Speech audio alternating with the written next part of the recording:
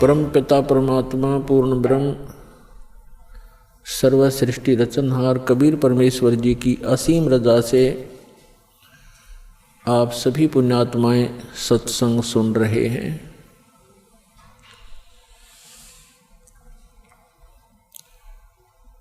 सत्संग उन्हीं पुण्यात्माओं को प्राप्त होता है जिन पर परमेश्वर की असीम रजा होती है। परमेश्वर की असीम रजा किन पुण्यात्माओं पर होती है? जो पूर्व जन्म के भक्ति युक्त होते हैं। क्योंकि मनुष्य जीवन दो प्रकार से प्राप्त होता है। एक तो पूर्व जन्म के शुभ संस्कारों के आधार से प्राप्त होता है, दूसरा टर्न वाइज होता है। एक विधान है प्रभु का, परमात्मा का, कि प्रत्येक प्राणी को 84 लाख प्रकार के प्राणियों के जीवन में एक पूरा चक्कर लगा लेने के उपरांत एक मानव शरीर अवश्य प्राप्त होता है। ये परमेश्वर कबीर जी की हम प्राणियों पर एक विशेष रजा है, और जिस कारण से विवश होकर के इस काल ने हमें एक मनुष्य जीवन देना ही पड़ता है। और वो मानव शरीर ही हमारे लिए एक गोल्डन चांस होता है, एक स्वर्ण अवसर होता है शुभ कर्म करने का, दान धर्म करने का और मोक्ष प्राप्त करने का। और मानव शरीर प्राप्त करके भी हम मोक्ष प्राप्ति नहीं करते तो भारी भूल है प्राणी की। उसका कारण क्या है?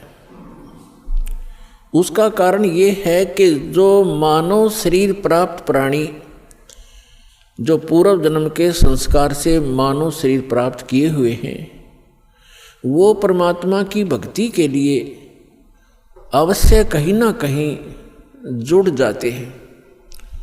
चाहे वो अपनी परंपरागत साधनाएं करें या कोई गुरु बना करके उसके बताए अनुसार भक्ति करें, वो भक्ति के बिना, भगवान के बिना वो रह नहीं सकते। चाहे वो दुख में सुमरन कर रहे हों, चाहे वो सुख में कर रहे हों। और दूसरी प्रकार के जो प्राणी होते हैं, टर्न वाइज, यानी नंबर 84 लाख योनियों में कष्ट उठा करके वो फिर मानव शरीर जो प्राप्त किए हुए होते हैं वो भक्ति नहीं करते। उनका स्वभाव पशुओं जैसा ही होता है, बकवाद करना, शराब पीना, मांस खाना, झगड़े करना, बेमतलब किसी के साथ खसना। जैसे पशु जा करके दूसरे को बेमतलब टक्कर मार देते हैं, झगड़े बढ़ जाते हैं, तो वो प्राणी उस टाइप के ही झगड़े करवाते हैं। शांति प्रिय घर में भी वो आग लगा देते हैं। तो जो पुण्यात्माएं परमात्मा के लिए लगी हुई हैं और वो साधना गलत कर रहे हैं, श्रीमद् भगवत गीता अध्याय नंबर 16 के श्लोक नंबर 23 और 24 में प्रमाण है कि शास्त्र विधि को त्याग कर जो मनमाना आचरण करते हैं, मनमानी पूजाएं करते हैं, जो शास्त्रों में प्रमाणित नहीं है वो साधनाएं करते हैं, उनको न तो कोई सुख प्राप्त होता है, न कोई सिद्धि प्राप्त होती है, और न ही उनकी परम गति होती है। अर्थात व्यर्थ, यूजलेस है वो साधनाएं। जो साधक शास्त्र विधि त्याग कर, चाहे वो स्वयं साधना कर रहे हैं या किसी नकली डुप्लीकेट गुरु बनाकर वो उनके बताए अनुसार शास्त्र विरुद्ध साधना कर रहे हैं, तो वो अपना जीवन नाश कर रहे हैं। और जो सीधे ही 84 लाख योनियों से निकलकर मनुष्य शरीर प्राप्त करते हैं, वो तो भक्ति करते ही नहीं। उनका तो वैसे ही जीवन नाश हो ही रहा है। तो इसके लिए सत्संग की आवश्यकता पड़ती है। और सत्संग का अर्थ होता है यथार्थ अध्यात्म ज्ञान। और यथार्थ अध्यात्म ज्ञान केवल परमात्मा ही बता सकता है। अपने द्वारा रची हुई सृष्टि को वही बता सकता है। अन्य चाहे कोई ऋषि है, महर्षि है या देव है, वो केवल अटकलबाजी ही लगा सकता है। जैसे साइंटिस्ट हैं, ये पहले देव आत्माएं थी, उस शरीर को भोग कर ये मनुष्य शरीर में आ गए हैं। अब ये जो ट्राई कर रहे हैं ये केवल अटकलबाजी ही लगा सकते हैं, परमात्मा के विधान को ये जान नहीं सकते। ठीक इसी प्रकार जो ऋषि महर्षियों ने साधनाएं की, अभ्यास किए, मेडिटेशन हठ योग किए, उनको जैसी उपलब्धि हुई, जैसे आजकल साइंटिस्ट ट्राई कर रहे हैं, ऐसे ही ऋषियों ने ट्राई किया था, तो वो भी सिर पटक कर बैठ गए, उनको कुछ हासिल नहीं हुआ। अंत में ऊट पटांग व्याख्या बना करके सब मानव को संतुष्ट कर दिया।